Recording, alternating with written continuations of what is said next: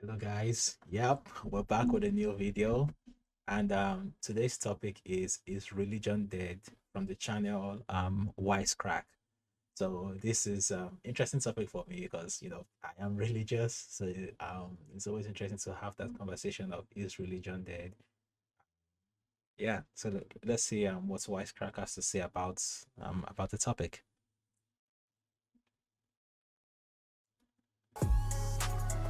Oh, hey, hey, hey, hey, hey. Hello, my name is Michael Burns. I was raised religious and I Same. also like philosophy. What should I do? Because it seems like Same. ever since philosophy got rolling, it's often been at odds with religion. My guy Socrates was executed by the state largely because he didn't believe in the gods. Spinoza was put into exile for equating God with nature, and later thinkers like Feuerbach, Nietzsche, Marx, and Freud questioned religion as a whole. And in recent years, a lot of public intellectuals have made whole careers out of being fired up atheists. For many of these folks, religion and critical thought are just fundamentally at odds, with the latter representing reason and the former faith. So, in the year of our Lord 2023, is there any point in taking religion seriously? Doesn't philosophy render religion as useful as VHS tapes? Or is this whole debate a false dichotomy? This is what Ivy League universities you Okay. Thanks for the ad break. I will say though, this is I like where this is like starting off from. I'll throw my hat in the ring and say right off the bat, I don't think religion is dead. I don't think religion can die. I think comparing religion and philosophy is a false dichotomy. It's kind of like a false argument because either one are they're not necessarily mutually exclusive. So trying to have a conversation like, oh, if you're gonna be religious, then you can't believe in facts or religion is not inherently unreasonable. I think it is actually quite reasonable, and it is more unreasonable to believe only in the things that you see versus the things that you can't see but implicitly believe to be true. Because every foundation of knowledge at its core starts off with you assuming certain things to be true. Mini rants. So even like a scientific principles, right? At some point at the foundational level, you have to kind of assume certain things are true and you build off your knowledge from there. So if these other things are true, it makes sense that this and this and this is also true. But if you keep questioning it down to the core, you find yourself at a lot of I don't knows and I guess and I believe it to be so. Similarly with religion too. But yeah, okay, I'll stop can get for into with now. a 3.6 GPA. 90% of students with a Distracting us from much more interesting questions. We're going to explore it with the help of the subfield of philosophy that dares to take both perspectives seriously, the philosophy of religion. So let's find out once and for all if you should be ashamed of your religious upbringing in this Wisecrack edition on philosophy and religion. No, don't be ashamed of your religious upbringing. Video over. See you guys next time. Like and subscribe. Friends or enemies? Let's start with philosophy, which in the most minimal sense is a type of inquiry in which we use reason to say what is true and why it's true. Now, some might think that this very definition precludes religion from having any overlap with philosophy, and some have absolutely challenged the idea that religion is rational. Now, Socrates famously criticized traditional conceptions of the ancient Greek gods, arguing that there had to be some type of higher good than these squabbling weirdos, because if not, truth boils down to a cosmic game of he said, she said. Now, according to philosopher John Hare, Socrates' problem with the traditional stories about the gods gives rise to what is sometimes called the Euthyphro dilemma. If we try to define the holy as what is loved by all the gods and goddesses, we will be faced with the question, is the holy holy because it is loved by the gods, or do they love it because it is holy? Socrates. Mm. This actually brings me to like one like it's a religious and a philosophical question, right?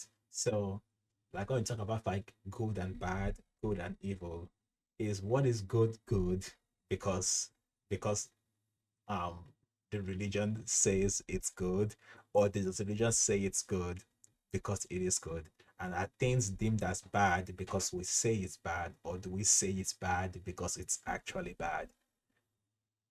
And bad and evil are actually two different things. Like if we were to like use like more accurate terms, evil will be more relevant to the topic than saying good and bad. It's more like good and evil.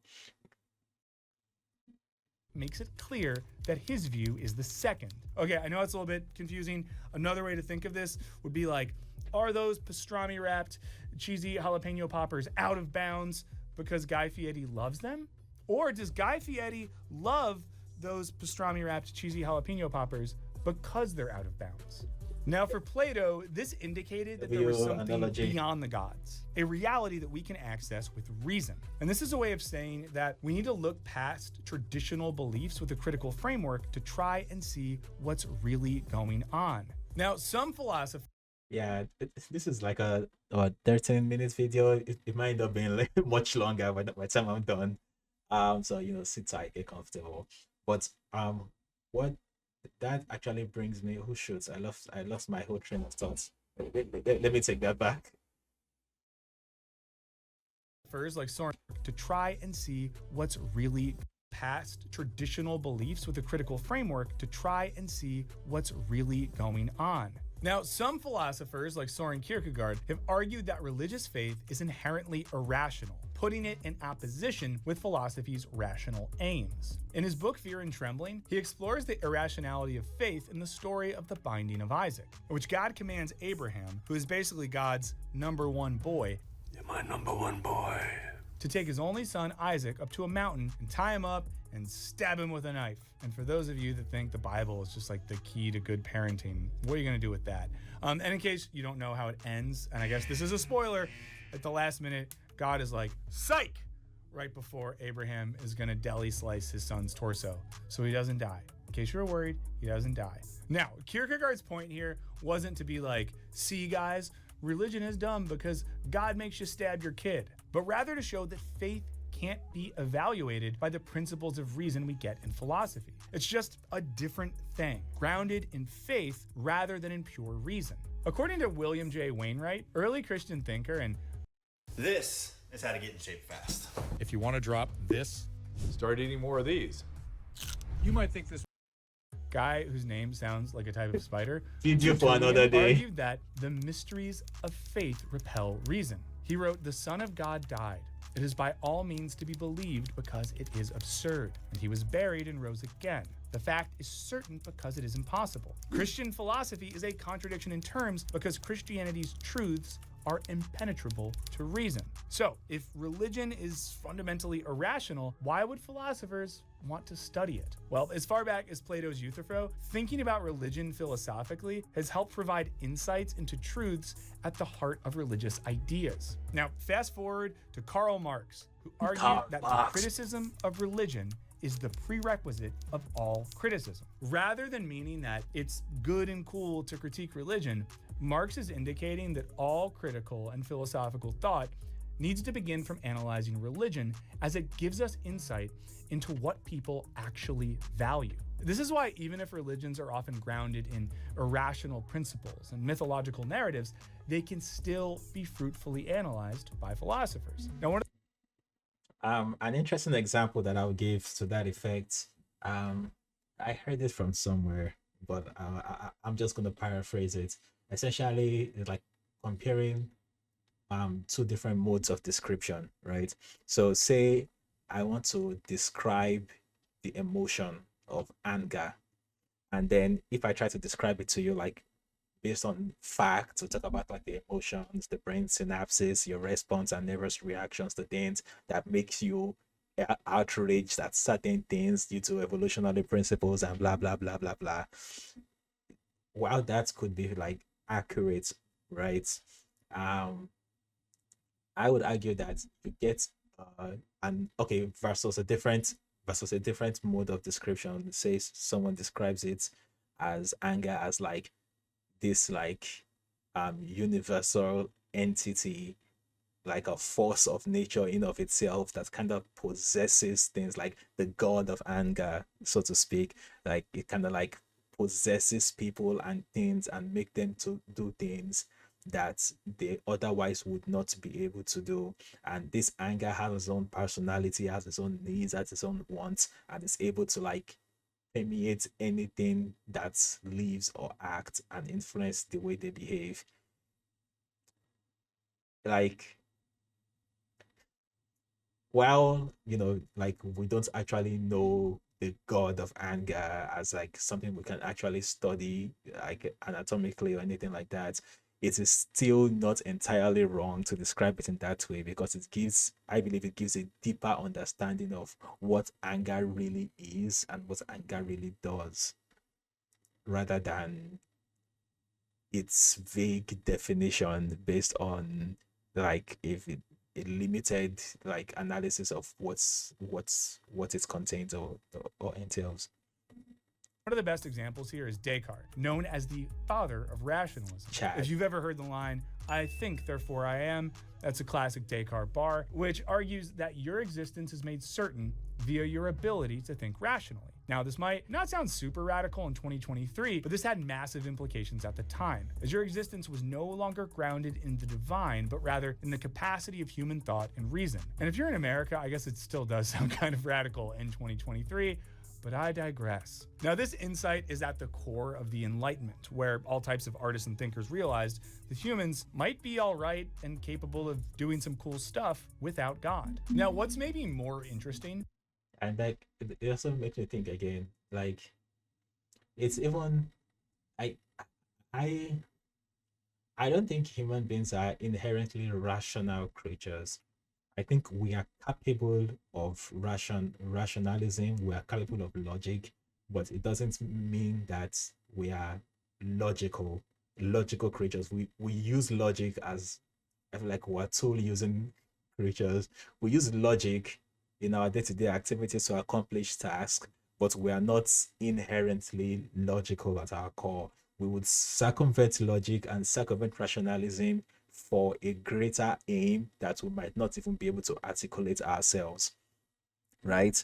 And there are several things that we instinctively fear, worry, mistrust, and things like that, that has been studied like psychologically, that we didn't arrive at those things rationally, but on some level we just react those way, and somehow some way those actually work to help us survive as a species. I'm trying to think of like an example of that effect, like our even things like our aversion to certain smells, like it's not like logical or anything weird, but it's just like certain things we have a natural aversion to certain things, certain behaviors, certain character traits that even without explaining it logically or without thinking through it logically, we arrive at those conclusions and act on it like they are known facts, even though we may not really have a way to prove it. Like somebody just rubs you off the wrong way, or the vibe is just kind of off, or things like that. It's like we don't really need to think it all the way through to stay away from that person. We just kind of like feel like, oh, this person over there, and that's usually good enough for us. Yeah. is that the same guy who put humans in the center of the philosophical universe also spent a lot of time talking about God, but not in a critical way. But rather than talk about the person of God, Descartes, who was a Catholic guy living in a very Catholic France and a pretty Catholic Europe, was interested in the concept of God. Now, this is often referred to as the God of the philosophers. And basically, this God is the biggest and most necessary thing that's at the foundation of everything else. And this idea of God as a first principle was super crucial to Enlightenment theories of science and morality. Descartes writes, "There remains only the idea of God, concerning which we must consider whether it is something which cannot have proceeded from me myself. By the name God, I understand a substance that is infinite, eternal, immutable, independent, all-knowing, all-powerful, and by which I myself and everything else, if anything else does exist, have been created. Notice that he doesn't describe God in personified terms, as monotheistic traditions usually do, but rather points out what we could call the ontological conditions of the concept of God. While Descartes was a good little Catholic boy, his description of God epitomizes a deist view, which is the idea that God is a necessary, perfect, and supreme being. Deists de-emphasize the view in which God is an actor in human events, which we see in everything from biblical accounts to Greek myths. I think if God was an actor, he would be Daniel Day-Lewis. It was Paul told me about you. He's the prophet. He's the smart one. He knew what was there and he found me. Who do you think God would be if God were to be an actor? Descartes None. No one. argued for the existence of God not on the grounds of existential or spiritual necessity, but on the grounds that he didn't think humans could have come up with this idea on their own. He writes that, now all these characteristics are such that the more diligently I attend to them, the less do they appear capable of proceeding from me alone. Hence, having insurance isn't the I don't even think it's reasonable to assume that we made up God by ourselves. It's just such a universal concept and belief that every culture, every language has a word for God. They have a god or gods that they worship. There's a head god and other gods. There's every language, every culture, every religion has that, and there are very few things that human beings invented by themselves that is on such a universal scale that are not just core to our existence as a species. Things like clothes, language, and religion. It's everyone kind of does these things, and I don't think it's something individually that we create. I think it's something that we observe and try to understand in our own different ways, and we all come with different interpretations of what we see, but there is something there that we are seeing. There is something there that we're acknowledging its presence and its power, even though we all don't know exactly what it is, and we are all just trying to understand it in the best ways that we can from our own respective point of view. But there is something there, you see, and that might sound unreasonable, that if you don't know what it is, how do you know there's something there? It's kind of like dark matter, right? So apparently scientists studying space and whatnot, they discovered dark matter, and they don't really know exactly what it is or exactly what it does or what it looks like, but its influence is shown, it's factored into the calculations that they do, or in astronomy, right? So it's we don't know what this is, but we know it's something is definitely there, so they just call it dark matter. Interesting, right? same as having State Farm. It's like getting Bateman when you need Batman. Stop. Whoa. That would be a rip-off. Imagine being in a hostage situation and then the hero arrives and it's just Bateman. Cat lady, time out. Nice fanny bag. Thank you. Rude. Don't settle for just any insurance when there's State Farm. From what has been already said, we must conclude that God necessarily exists. And just real I just wanted to read that. Now all these characteristics are such that the more diligently I attend to them, the less do they appear capable of proceeding from me alone. Hence, from what has been already said, we must conclude that God necessarily exists. And just real quick sidebar, if you don't like that take, look into David Hume on religion. I think you'll like what he says better. He's an empiricist, not a rationalist, but check him out. I'm not sure exactly what an empiricist is. I'll look it up after the video if I remember. But we might still ask, why does a rationalist care so much about God? Well, because the existence of an infinite and primary thing, God, guarantees that the world is intelligible. and has some consistent foundation. He concludes it is clear enough from this that That's an interesting point because at the bottom line, that is what the scientific principle is based on. It's based on the world operates intelligibly, and that if we study it and study the rules by which it operates, we can figure things out, right? If like the idea that the world makes sense and that's a way can figure out how it works if we study it well enough is inherently a religious like principle, because otherwise why should the world make sense if it wasn't made to make sense, if it was just like random happenstance and things happening like randomly, then it wouldn't make sense, and it wouldn't make sense to even like try to make sense of it, because gravity works sometimes except when it doesn't, or the sky is blue every now and then but sometimes it's pink, and sometimes it's, it's falls and rises back up again, and to be fair, I don't want to make like a straw man argument on the other side. It could be, I've heard of like explanations of it being like, everything kind of like happens as a natural occurrence or sequence of events. So like the Big Bang, the stars, blah blah blah, worlds forming, gravitational pull, organisms evolving and things like that. But at the same time, we can describe that process, but why would those sequence of events lead to life? And you know what, I'm gonna start there. I'm getting away from the video, but yeah, let's keep watching.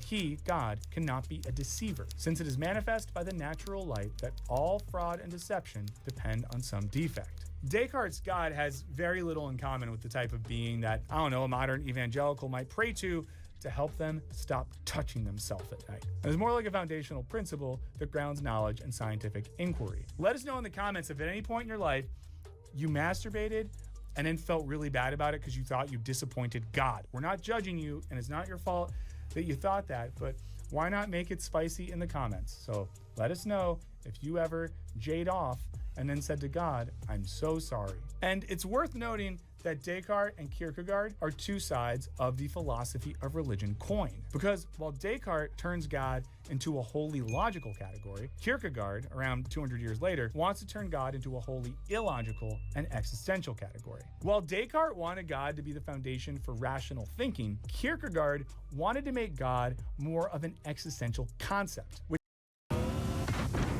It's just me, I did more ads than usual. Which helps us live more so than think. But this all leaves us with the question of why taking religion seriously is valuable for the rest of us. How can philosophy of religion be useful in a contemporary context where religion, and specifically religion's influence on politics and culture, is on the rise? Well, this brings us back to Marx. While some might immediately think of Marx writing that religion is the opium of the people and determine that he thinks religion is dumb, it's important to consider the full quote in context. And honestly, I think that that's probably the second most misquoted or misunderstood line in 19th century philosophy after Nietzsche's God is Dead. But I've talked about that in other videos, so you can go find that if you want to.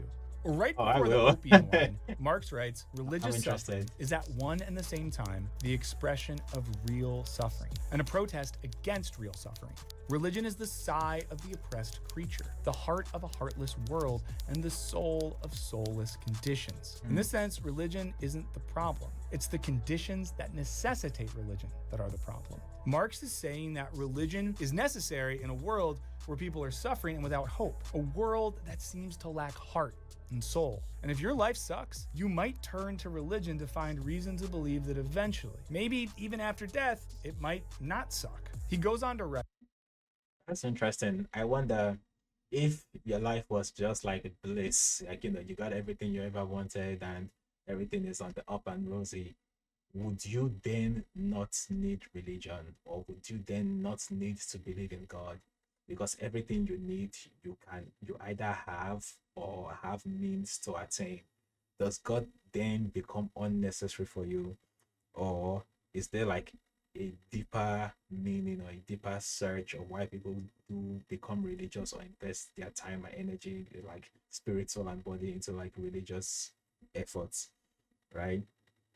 I'm not so convinced that having everything you need would make you not religious. Granted, I can't relate. I don't, it's not like I get like I have zero worries or anxieties or anything like that. But I I think there are other things that religion or being spiritual fulfills that are not necessarily like your material thing. Like being alive is hard. Being alive is suffering in of itself. And sometimes and I feel like everybody needs something that they look up to that is greater than themselves. You know, it is something that they live for that is beyond them or their immediate needs. And sometimes some people say like it's their family or their loved ones, but those are still yours. So it's not like you care about the whole wide world. You're caring about your people, like okay, my family, my parents, that kind of thing. So it's not even just living for your family. There has to be, I feel like everybody needs something beyond them, something they aspire to, and unattainable ideal to pursue and to look up to and to stand in awe of, for your experience as a human being to be complete or at least manageable, no matter your financial or economical situation. That's my belief, and I believe that's what religion provides. I believe that's what the human soul is looking for when they seek to interpret that almighty power that they feel and that they sense but can't describe. Our scramble to describe that awesomeness, we interpret it in different religious beliefs and different ways of going about it. But I believe there is something that we are all striving for that is beyond us.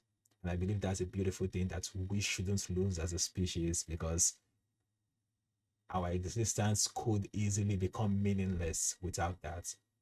Absence of suffering or anything. I think that's at the core of the human experience.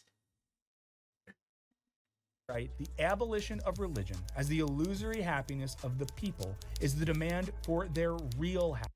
Yeah, and okay, let me see the opposite. To call Okay. on them to give up their illusions about their condition is to call on them to give up a condition that requires illusions.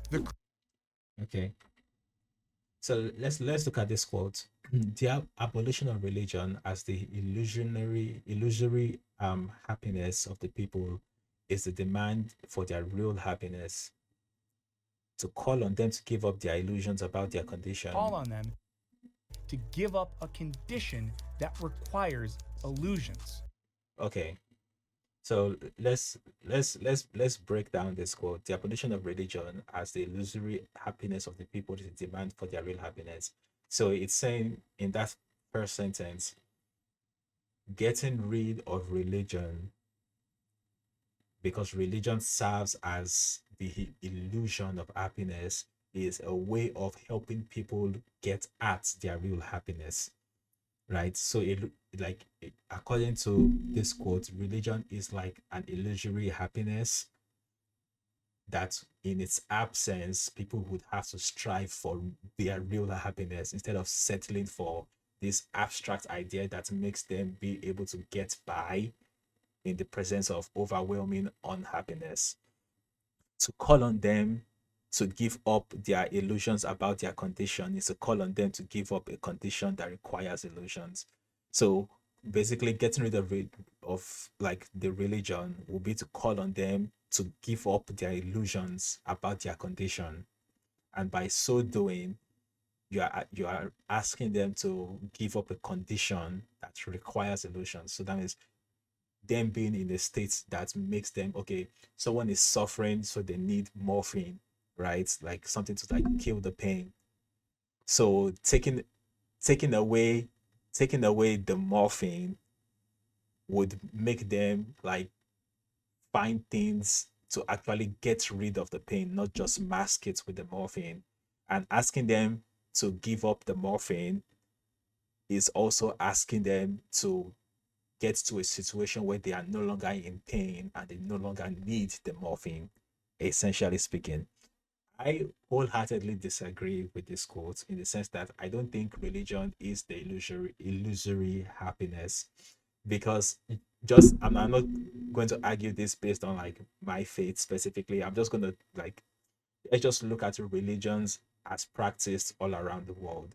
Very few religions actually offer you like supreme happiness, right? Religions are notoriously hard and sometimes even unfair to follow or to try to live by. They are strict, they're demanding of discipline, demanding of sacrifice, demanding of efforts on your part. So it's not just like you believe this and then it's a convenient way for you to get by life. Most of the time, it calls you to do things that are against your natural instincts of self-preservation, right? And the arguments would be like, okay, but those surface level inconveniences help you to achieve a deeper happiness. And then if we can get beneath that and achieve that deeper happiness, then we wouldn't need religion to kind of like help us get there. Like, okay, I'm making these sacrifices, so I'm then happy because I'm doing something good according to my religion, and that's a good thing in the year after. But if we actually evolve us to a species that doesn't need the religion to tell you to make sacrifices or to do this or to be disciplined, then we would have achieved everything. Except I don't think that is a natural thing, a natural state of human being. I don't think it's something we can achieve in of ourselves without some sort of guidelines on how to go about these things. It is not natural for us to attain such a state, and I would argue that we can't actually attain that state. We can only aspire to it in our current condition. And I'm now getting back into like my own specific religion as a Christian.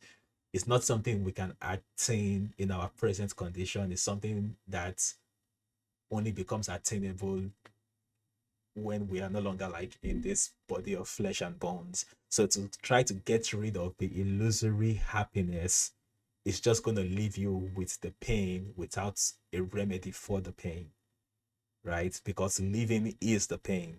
There's so many things that we have to go through and overcome, not even necessarily like direct suffering, but just like our heart, our soul. It's like a child being born and the first thing they do is cry. It's like, yeah, that is the right reaction to coming into this life. It's like, oh my goodness, everything everywhere all at once, right?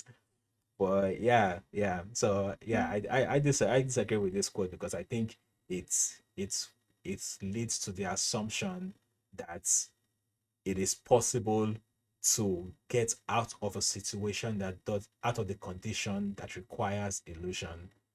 It I don't think it is possible for us to get to this condition without like divine intervention, basically. The criticism of religion is, therefore, in embryo, the criticism of that veil of tears of which religion is the halo.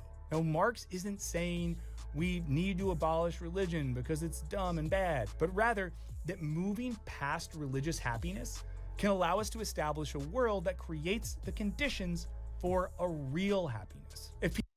That's beautiful in theory. Like if we could do that, if we could, okay, we put religion aside and just us as humanity get into a place where we just care about everybody and we are building this fulfillment of humanity. That's like where we figured it out, and like we don't need religion to kind of like keep us from falling off the edges. What's like we're holding it together and we're building up by ourselves. I don't think we can accomplish that. And I think every attempt we've made to accomplish that leads to some disastrous side effect. This is like in my opinion, this is like the Tower of Babel all over again. Well, not all over again because we never really stopped building up the Tower of Babel. That's a whole different video too. But it's like that idea of we can do this by ourselves if only we all came together and we agreed. But whenever we all come together and agree, just by nature of who we are, we end up either misapplying our ideas or applying our ideas perfectly well as we intended, but it's having like disastrous unforeseen circumstances or like unforeseen like repercussions. People turn to religion to find hope in a hopeless world. Marx thinks building a just world will remove the necessity for religion. You know how many times people have tried to build a just world? It's harder than it sounds, right? Okay, trying to build a just world absence of religion is how we get like hyper intellectual tyranny, basically, right? Do I want to get into this in this video? Hmm. Ah, okay, even talking about like we're talking about Karl Marx, like let's go into like Marxism, like the belief that everybody should have things in common, essentially communism. But communism in idea is a beautiful concept, but for communism to work, there has to be like a huge amount of enforcement to make that work, and it doesn't take into account a bunch of other factors that are inherent to the human condition that is always end up in disastrous bloodshed. When we're talking about communism, when we're talking about even with a funny mustache guy, at the core of it is like, okay, we're going to build our own utopia, we're going to build our own Tower of Babel, and then it's always ends up like steeped in blood and misery. So I don't think from an historical perspective our attempts at trying to build a just world, I don't think it's in our power. He's basically arguing that getting rid of the need for Pepto Bismol isn't because Pepto Bismol is bad, Nausea, heartburn, indigestion, upset stomach, diarrhea. but rather diarrhea is bad.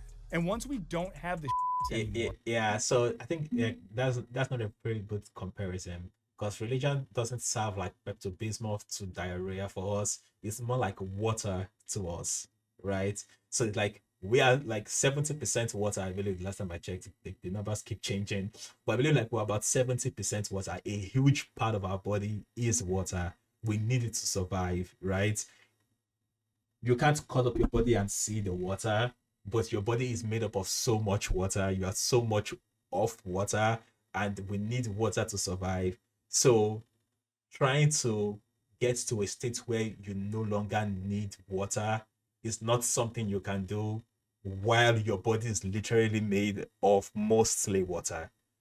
And religion is that water. And yes, it doesn't taste great all the time, and it's kind of like inconvenient to like move around and everything like that, but you can't really do without it.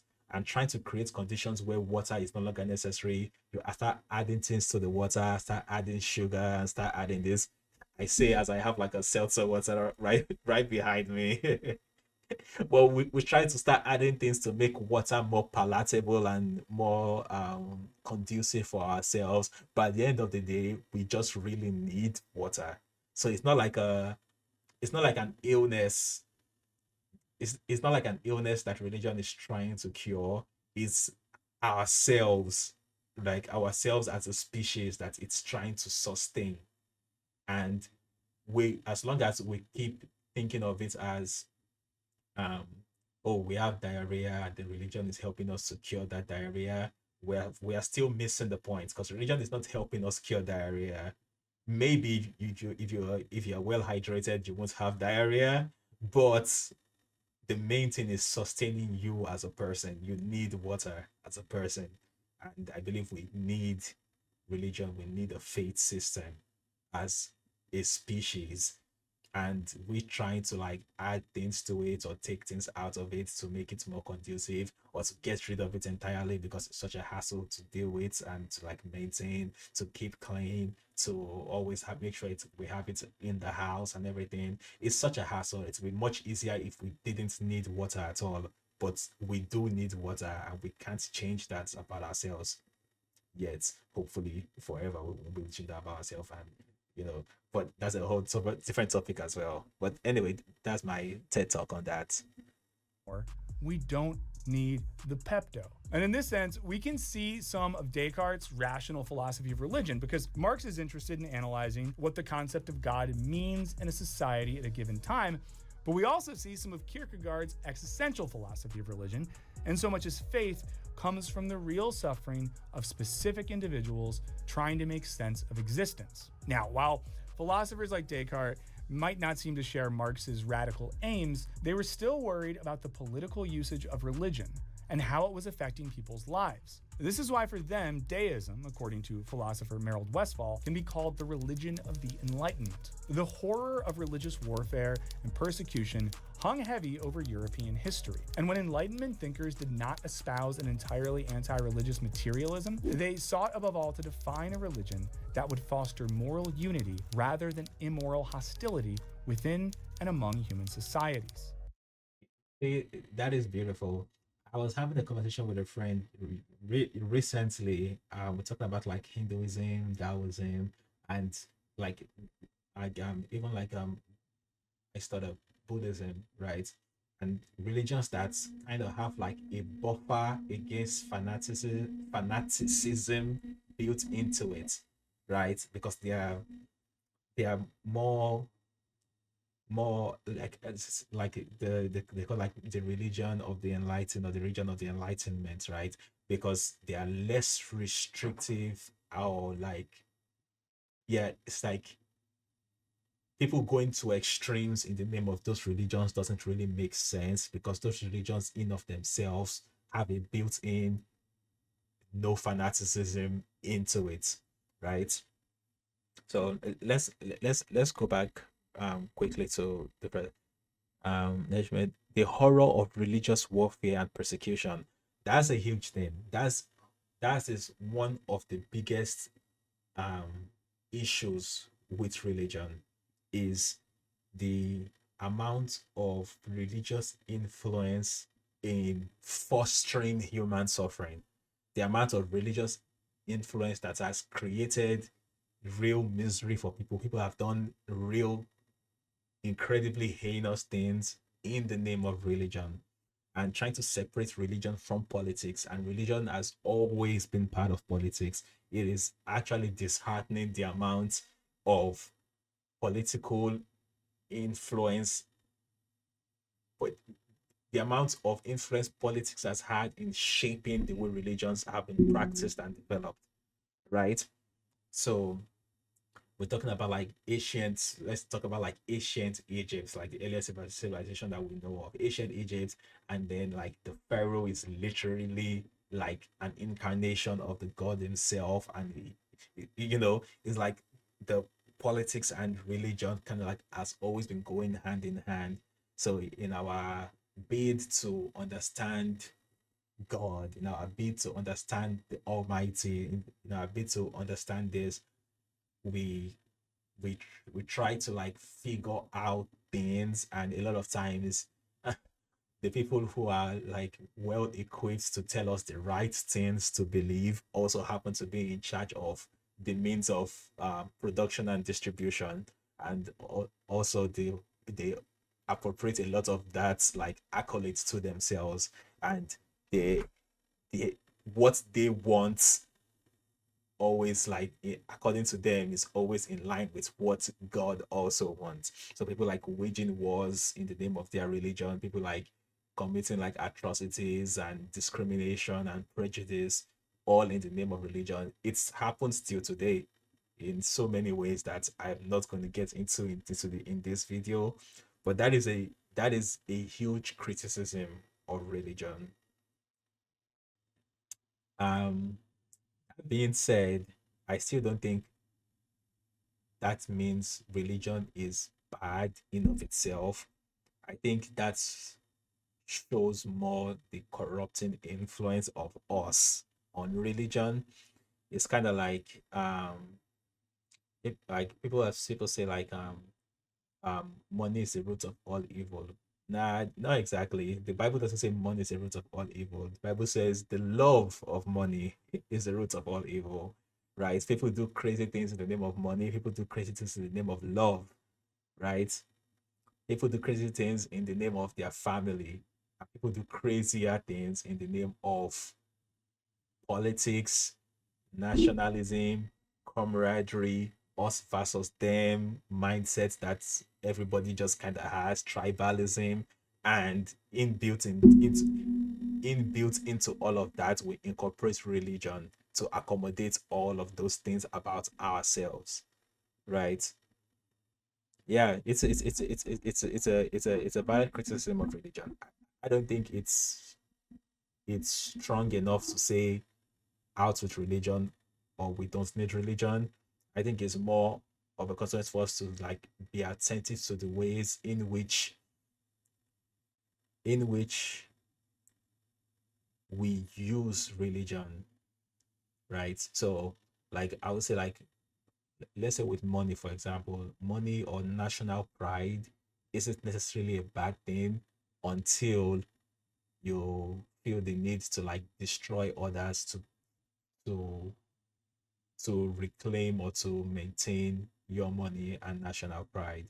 Even the same thing with like the water things I was saying, like yes, everybody needs water, but when you start having like people in like sweatshops choking on plastic films trying to manufacture these water bottles, we have corporations trying to like trademark water, so they're the only ones who can sell water in a bottle. Then you start seeing like the human influence in water, even though water is inherently not a bad thing, but whenever we get our hands on something, we tend to taint it in one way or the other. And I believe that is what is manifest in religious warfare and persecution. Yeah, there's a lot going on there, especially when you get to like specific religions and the things within the religion that almost advocates for persecution. It's yeah, it's yeah. Religious materialism, they sought above all to define a religion that would foster moral unity rather than immoral hostility within and among human societies. In general, something we see in Enlightenment thinkers, existentialist thinkers, and the Marxist tradition is that a society's concept of God reveals something about what human beings in that society value. And while sometimes it's God, other times I'm inclined to agree with that. God can be replaced with another supreme or sacred thing like money, power, nationalism, or I haven't watched I didn't pre-watch this video, but yeah, exactly what I was saying. He's cooking. consumer desire. And in this way, philosophy of religion is a useful tool to ask, what does a society regard as a transcendent ultimate value? And on the Yeah, it pretty much like wraps up my whole rant into like a nice bundle. Yeah, that's dope. Wait, that's I thought that was Trump in a Shao Kahn cosplay, but nah. Okay, it looks more like Trump's head on some Power Ranger villain. flip side, if we lose the ability to do this type of analysis, it's easy for new transcendent and religious systems to pop up without us noticing. As Theodore Zillikowski writes in Modes of Faith, Secular Surrogates for Lost Religious Belief, faith is of course not limited to religion. To believe in something, a deity, a nation, a race, art, sex, money, sports teams, appears to be a fundamental human need. Following all of this, philosophy of religion isn't just about religion, i.e. it's not just thinking philosophically about Christianity, Judaism, Islam, Buddhism, etc. Rather, thinking about religion is a way to understand anything which people treat religiously, whether it be sports, fandoms, political parties, Taylor Swift, or traditional religion itself. If we dismiss the philosophy of religion because it's like cool to be an atheist and stuff, then we risk losing the ability to do proper religious analysis. To once again quote Marx, the foundation of irreligious criticism is man makes religion. Religion does not make man. Which means that when we attempt to understand I agree with that, actually. I agree with that. I believe we make religion. Religion doesn't make us.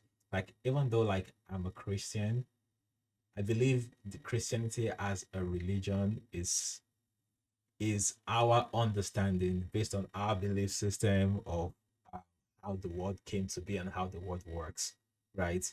So everybody kind of like has their understanding of this thing, and we're all trying to like we're all aspiring towards the same goal for the most part, and the means we use to try to get there are all different, and in a lot of ways our different cultures kind of like taint our perception or understanding of that religion. So we kind of like I said at the beginning of the video, like we're tool using creatures. The same way we use logic when it benefits us and kind of like throw it out the window or like bend it and twist it when it doesn't. We do the same thing to religion. And you see someone of a religion doing something and they claim they are doing it according to the religion, and then you read their religious text and you're like, wait, your text doesn't say to do this. As a matter of fact, it says it right here that you shouldn't be doing this. And then there's always like a explanation or a cop out to why it's okay for them to do it.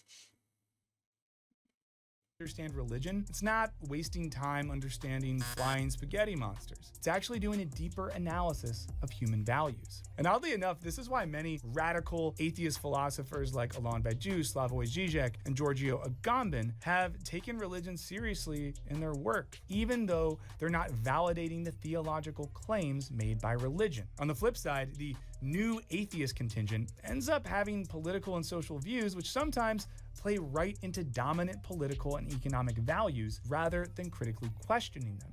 Don't you feel a little reproach to your so-called high-principled anti-war policy? Would that really have led to less violence, less cruelty?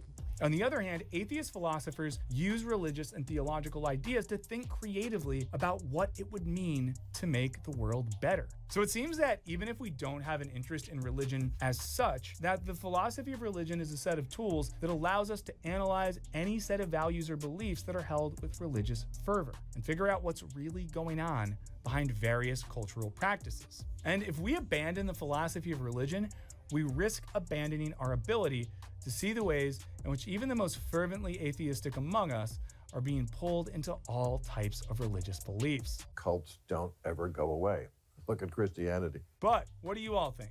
Can religion be an important critical tool for philosophy? Or am I just trying to justify all the Sundays spent at church during my youth? Let us know what you think in the comments. We want to give a huge shout. Yeah, I'd like to know what you guys think of also in the comment section. It's a very sensitive topic, and I know a lot of people have like passionate takes on it.